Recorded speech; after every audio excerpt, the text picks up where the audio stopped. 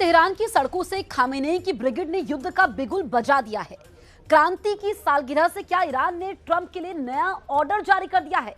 क्या ईरान की मिसाइलों का रुख तेल अवीव पर सेट हो चुका है?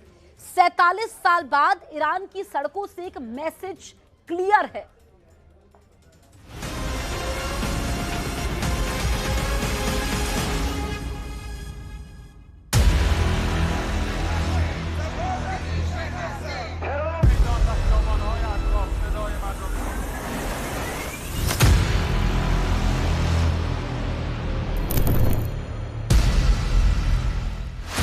ईरान की सड़कों पर उतरे कमांडर, क्या अमेरिका के ठिकानों पर सबसे बड़ा हमला होने वाला है?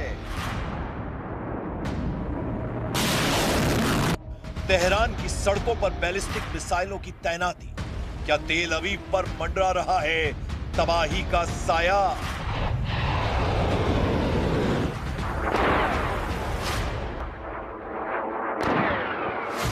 तैनात हुए आसमान को चीरने वाले हमलावर ड्रोन, क्या ये ईरान के खूंखार ऑपरेशन की रिहर्सल है? ईरान ने दिखाई मोबाइल लॉन्चर की ताकत, क्या ईरान ने अमेरिका और इजराइल से फुल एंड फाइनल युद्ध का मन बना लिया है?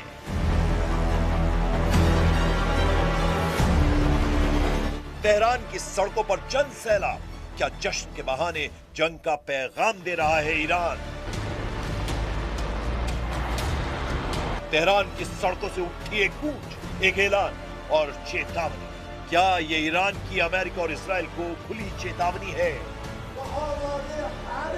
जश्न के मंच पर सिर्फ नारों की गूंज नहीं, बैलिस्टिक मिसाइलों की खामोश मौजूदगी किसी बड़े तूफान की तरफ बड़ा इशारा कर रही है। आसमान की तरफ इशारा करते ड्रोन, क्या ईरान ने अपना इरादा जाहिर कर दिया है कि वो जमीन से नहीं आसमान से हमला करेगा?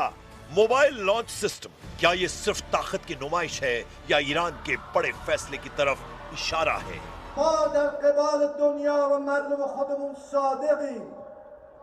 ما به دنبال سلاح هسته‌ای نیستیم.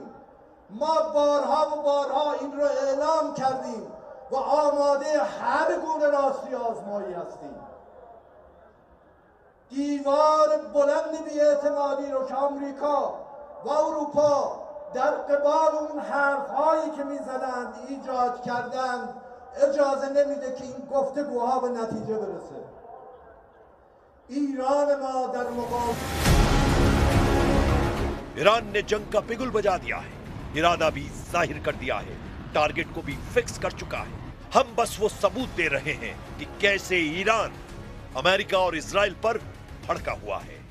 قطعا نیستم چون هیچ وقت به عهد و پیمانشون وفادار نموندن، همیشه دشمنی خودشونو به ما ثابت کردن. به نظرم فایده‌ای نداره کلا گفتگو باهاشون. همونطور که رهبرمون گفتن جنگی که بعد از جنگی که اتفاق بیفته یه جنگ منطقه‌ای خواهد بود و قطعا ما آمریکا رو از این منطقه بیرون خواهیم کرد. भस्म कर देगा ईरान खामेनेई की 5 कस्में। तेहरान की सड़कों पर उमड़ा ये जन सैलाब सिर्फ सालगिरह का जश्न नहीं लगाता। हजारों लोग हाथों में झंडे, अमेरिका और इजराइल के खिलाफ नारे। जब किसी मुल्क में टकराव का माहौल बनता है तो सबसे पहले आवाम को एकजुट दिखाया जाता है। ये भीड़ एक संदेश है, जंग के मैदान में खामेनेई अकेले नहीं है। और क्या ये लड़ाई सिर्फ राजनीतिक ताकत की नुमाइश भर है? مطمئن مردم خوب میدونن دوست رو از دشمن تشخیص میدن و میدانن نتیجه کمک‌های آمریکا شد سوریه، نتیجه کمک‌های امریکا شد افغانستان، نتیجه شد تو عراق دیدیم، نتیجه شد توی در واقع میدانیم که برای اینکه دشمن مایوس بشه باید قوی بشیم، باید رو زانوی خودمون دست بگذاریم و بلند بشیم. مطمئنم این قدرت رو داریم. जश्न के बीच सभी का ध्यान खींचती ये बैलिस्टिक मिसाइलें, दुश्मनों के ठिकानों को एक पल में तबाह करने की ताकत और इन मिसाइलों की मोबाइल लॉन्चर पर तैनाती। जंग से पहले ऐसी मिसाइलें तेजी से तैनात की जा सकती हैं और दूर बैठे दुश्मन का काम कब तमाम कर दे पता भी नहीं लगेगा। तो क्या सिर्फ चेतावनी है या तैयारी है जंग की? آخه اونا قابل اعتماد نیستن. هر چیزی گفتن دفعه قبلم که همین بود. تو مذاکره بودیم که اون کارو کردن و این خیانت رو کردن و زدن. میخواد ایران رو غارت کنه. این ذخایر نفتی و کلی ذخایر دیگه‌ای که داریم دنبال غارت ایناست که بیاد این آش رو با جاش برداره و بعد तेहरान की सड़कों पर दिख रहा फ्लाइंग विंग ड्रोन जंग का सबसे खामोश हथियार और ईरान की सबसे बड़ी ताकत। ऐसे ड्रोन लंबी दूरी तक उड़ान भरते हैं और टारगेट पर सटीक निशाना लगाते हैं। यूक्रेन से जंग में रूस ने ईरान के इसी ड्रोन का इस्तेमाल कर बड़ी तबाही मचाई थी। अब सवाल यह है कि ईरान ने ये ड्रोन सिर्फ ताकत दिखाने के लिए लगाए हैं या उसके मिलिट्री ऑपरेशन की तैयारी का हिस्सा हैं। ट्रक पर लगा ये कैनिस्टर बेस्ड लॉन्च सिस्टम तेज और अचानक तैनाती के लिए जाना जाता है। ऐसे सिस्टम दुश्मन को पहले से संकेत दिए बिना एक्टिव हो सकते हैं। जब हथियार खुले मंच पर इस अंदाज में दिखाए जाएं तो वो सिर्फ प्रदर्शन नहीं, ये इरादा और इशारा दोनों है कि हम जंग के लिए तैयार हैं।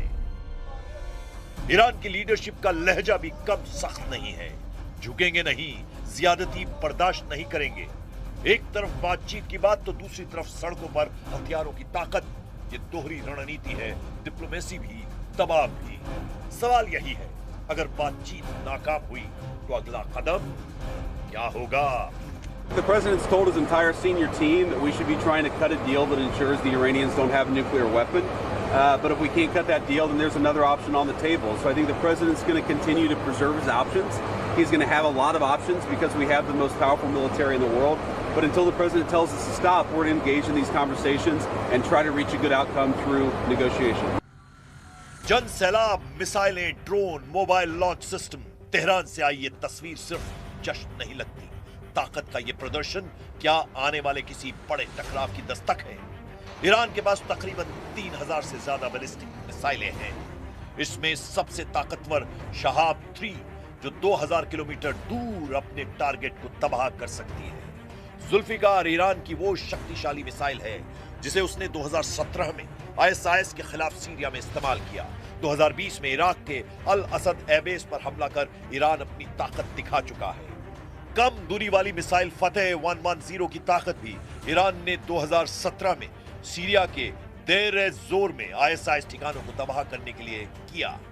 2020 में इराक के अल असद एयरबेस पर इस मिसाइल से हमला किया गया। इसी बेस पर अमेरिकी सैनिक तैनात थे।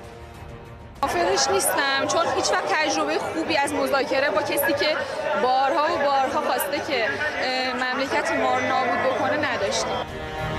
अमेरिका से मुकाबला करने के लिए ईरान की ड्रोन ताकत जितनी ताकतवर है उतनी ही किफायती भी। खामनेई के पास शाहिद 136 और महाजिर 6 अटैक ड्रोन का बहुत बड़ा बेड़ा युद्ध के लिए हमेशा तैयार रहता है। जंग से पहले अमेरिका के खिलाफ खामनेई अपनी ताकत दिखा चुके हैं। अमेरिका भी जानता है कि ईरान से जंग लड़ना इतना आसान नहीं होगा। भले ही उसकी ताकत ईरान से कई गुना ज्यादा है, लेकिन रूस और यूक्रेन जंग से समझा जा सकता है कि जब जंग शुरू होती है तो ये मायने नहीं रखता कि कौन ताकतवर है और कौन कमजोर। जंग एक बार शुरू होती है तो लंबी खिंचती है और इसके नतीजे देश को तोड़ने वाले होते हैं। और यही वजह है कि अमेरिका ईरान से बातचीत में प्लान बी का जिक्र कर रहा है। The president's told his entire senior team that we should be trying to cut a deal that ensures the Iranians don't have a nuclear weapon. But if we can't cut that deal, then there's another option on the table. So ऐसे दुनिया में सबसे बड़ा रक्षा budget America का है। वो सालाना $800 billion से ज्यादा खर्च करता है। अमेरिका के पास 11 एयरक्राफ्ट कैरियर F-35 और F-22 जैसे ताकतवर फाइटर विमान हैं। सैकड़ों इंटरकॉन्टिनेंटल बैलिस्टिक मिसाइलें हैं। सीधी लड़ाई में अमेरिका ताकतवर है, लेकिन जब दो देश जंग में उतरते हैं तो सिर्फ दो देशों की लड़ाई नहीं रहती, इसमें धुरी बनती है, एलाइज जुड़ते हैं। और जब बात अमेरिका से जंग की होगी तो इसके खिलाफ भी एक लंबा और बड़ा गठबंधन तैयार होगा।